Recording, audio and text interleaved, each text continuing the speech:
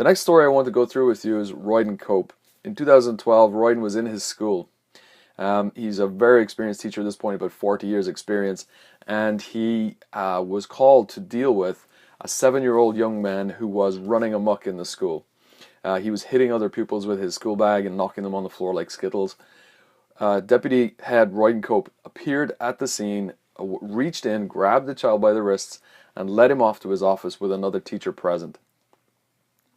In the office, he let go of the child and decided he had to talk him down and de-escalate the situation. The child was running about and bashing and crashing into things, and at one point, Mr. Cope put his hand out to stop the child hitting his head off a desk. There was contact made between the child's head and the deputy head's hand, and to make a long story short, this resulted in a court case where Deputy Head Royden Cope appeared in front of the magistrates at Preston Magistrates Court on a charge of assaulting the child. Now, that was after 6 months on suspension and with the charge hanging over him. Now, in what was probably one of the quickest court cases of the day, the magistrates found that he had done nothing wrong.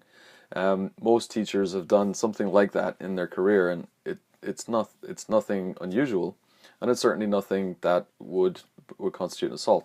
So he was found not guilty. The magistrates actually said that he was merely acting in accordance with Department for Education guidance, which is a really important point.